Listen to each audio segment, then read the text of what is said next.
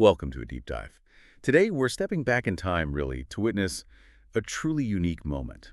It's preserved in these ancient texts, a conversation that unfolds right at the very end of a profound spiritual teacher's life. Our source material for this dive, it's excerpts from the Subhaddavatthu, which you find within the Dhammapada commentary. It's quite extensive. And these texts, they give us this really detailed account of an encounter. It happened during the final hours of the Buddha's life. Yeah, and what's particularly striking, I think, is the setting. You've got the Buddha in the Sala Grove in Kusinara, nearing his parinibbana, his final passing. And the person seeking him out is this figure, Subhadda, someone who, well, according to the text, had actually missed previous chances to meet the Buddha for some specific personal reasons. Right. So our mission today is really to unpack this very last recorded conversation the Buddha had before his death. We want to understand the three critical questions Subhadda brought and sort of explore the surprising direct insights packed into those answers, based strictly on what these sources tell us. No adding stuff, just what's there. Okay, so let's start with Subhadda himself. He's described as a wandering ascetic. And the commentary tells us his past actions actually created obstacles, blocked him from meeting the Buddha earlier. There's this specific detail mention about him being reluctant, hesitant to give a pretty significant donation of rice to his own younger brother. Apparently, he only did it much, much later. Okay, hang on. Here's where it gets really interesting for me. Because of this past action, this reluctance with the rice, the text actually says he couldn't meet the Buddha during the early or even the middle periods of his teaching life. His chance, his window of opportunity, it only opened right at the very, very end when time was, seriously running out. Exactly. Which brings up the big question. Why now? Why approach the Buddha at this incredibly critical final moment? Well, the text explains Subhadda had these deep doubts churning. Three specific questions. He'd apparently asked other older ascetics before, but he never felt satisfied, with the answers he got. And he realized he hadn't asked the ascetic Gautama the Buddha, partly because he had initially thought Gautama was too young when he first heard of him. So facing the Buddha's imminent death, he was just overcome with this fear of regret, terrified he'd miss his absolute last chance to get clarity on these things. Oh, so driven by that fear, that urgency, he desperately sought an audience. Yeah. But the sources describe him being stopped at first, right, by Ananda, the Buddha's attendant. Yeah, exactly. Ananda, who was, presumably protecting the teacher in his weakened state, trying to keep Subhadda away. Makes sense. But the Buddha himself, he heard the exchange. And he intervened. He specifically told Ananda, don't stop him. Let him approach. Let him ask whatever he wishes. Which really underscores the immense importance the Buddha placed on this final potential interaction. He knew it mattered. So Subhadda was allowed in. The text says he sat below the couch where the Buddha was lying, and he posed his three critical questions. Okay, let's unpack these questions. They're quite something. Sure. Subhadda asks, 1, is there a footstep in the sky? 2, is there an ascetic outside your teaching, meaning the Buddha's teaching? And 3, are conditioned phenomena permanent? Right. And the Buddha's response, according to these sources, it wasn't some long, winding discourse. It was very succinct. A teaching delivered in verses. And essentially, these verses assert the absence of the things Subhadda is asking about. They're negations, really. Then the commentary helpfully breaks down the meaning of these verses for us. Okay, so the teaching starts with a line that's actually repeated for emphasis. There is no footstep in the sky. There is no ascetic outside this teaching. Yes, and the commentary explains the term padai, footstep. It says that in the sky, there's no footstep because there's no physical thing, no form you can point to based on color or shape. The insight here is sort of about the lack of any permanent definable trace or path in something as vast and formless as the sky. You can't pin it down. Okay, that makes sense, like trying to grasp smoke. And what about bahiro, meaning outside? How does the source explain that second part of the line? Yeah, this is where the text is very direct, very clear. It states that outside means outside of my teaching, the Buddha's specific teaching. And the crucial part is why.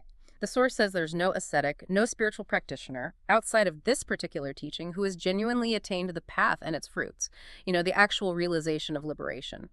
So the insight presented here, it's a strong claim, really, defining where true spiritual attainment, as understood within this tradition, is said to be found. Okay, then the verses add this. Beings delight in elaborations, papanyaka. Tathagatas are free from elaborations, nipapanya. Now that sounds a bit abstract. What does the commentary tell us papanyaka actually is? Right, it does sound abstract initially, but the source explains that meaning beings just refers to, well, us, the ordinary multitude of beings in the world. And they delight in elaborations, or papanyeka. The text specifically defines papanyeka as things like craving toja and other related mental defilements, mental stuff. So the profound insight here, I think, is that ordinary beings get caught up, entangled in this constant mental proliferation, this elaboration, and they actually delight in it. They're bound by it, even find a sort of comfort in it. Wow. They delight in it. And so Nipapanya, being free from elaborations, what's the commentary say about that? Well, it states that the Tathagatas, the Buddhas, they are completely free from these elaborations. Why? Because all of them, every last bit, were completely eradicated, cut off at the root, as it says, at the moment of enlightenment under the Bodhi tree. So this points to the state of enlightenment not just as, intellectual understanding, but as absolute freedom from this mental noise, freedom from the craving and entanglement that we ordinary beings are usually caught up in. It's a state of, unshakable clarity. Got it. So the verses then repeat the first two lines again, reinforcing them. No footstep in the sky, no ascetic outside, and then add, conditioned phenomena are not permanent. Sankara sasata nati. There is no wavering in jitai for the Buddhas. So let's break that down. Saukar, conditioned phenomena. What does the source identify those as? Yeah, Sakhar. The source defines these as the 5 aggregates, which are form, feeling, perception, mental formations, and consciousness. Basically, the building blocks of our perceived reality and our sense of self, everything we experience, more or less. And the text crucially states that among these 5 aggregates, absolutely none is permanent, not one. This directly answers Sugda's third big question, and it powerfully reinforces that fundamental insight of impermanence, that all composite things, everything that comes together, is constantly changing, in flux. Right, the core teaching of impermanence. And finally, inyidiya, translated as wavering.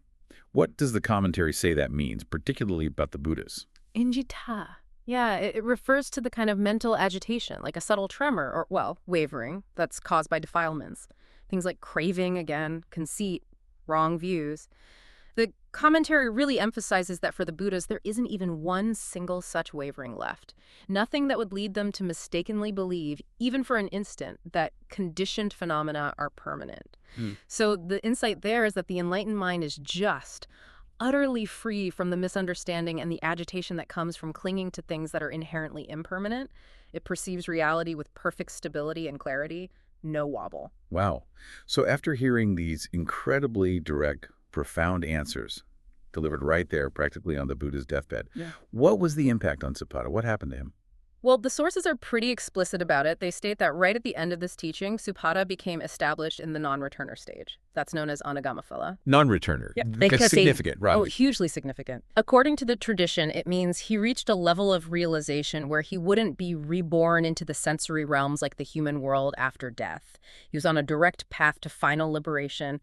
It really shows the transformative power of this teaching for him, even delivered, at the absolute 11th hour. Amazing. And the commentary also notes something else, doesn't it? That it wasn't just for Subhadda. That's right. It mentions that this final teaching, this exchange, it wasn't just beneficial for Subhadda alone, but it also illuminated the path for the entire assembled audience. Everyone who was present at that critical time gained something. Okay. So if we sort of connect this to the bigger picture, what are we really seeing here? Well, this story, preserved in these commentaries, it really offers a potent, incredibly concise summary of core Buddhist insights. Things like the nature of reality, how it's impermanent, lacking any fixed footprint or self, the origin of our suffering, how it stems from this mental elaboration, this papanyaka we delight in, and then the state of enlightenment, this profound freedom from all that noise and agitation. And it demonstrates the sheer directness with which these deep truths could be conveyed, right up to the very end of a long teaching life. No messing around. So what does this all mean for you listening today? I think it shows this incredible potential for deep understanding, maybe even transformative realization. Sometimes it happens in the most unexpected moments, or when circumstances seem really challenging, maybe when time feels short. It definitely highlights the power, maybe the importance of asking those really fundamental questions about the nature of things, and seeking clear, direct answers, not just accepting fuzzy ones. That was a truly remarkable deep dive into a conversation that happened right at the threshold of a life's end, a unique glimpse. Definitely. A moment where these really urgent, burning questions met ultimate clarity, at least according to the source text. So let's leave you with this, maybe a provocative thought to mull over. If conditioned phenomena, all the things we build our lives around, our identities, our possessions, our relationships, if they really aren't permanent, and if beings, as the text says, tend to delight in elaborations, in all that mental noise and projection, then what kind of footstep are you trying to leave in the world? And maybe more importantly, where are you truly looking for it? Is it even possible to find one there? Something to think about.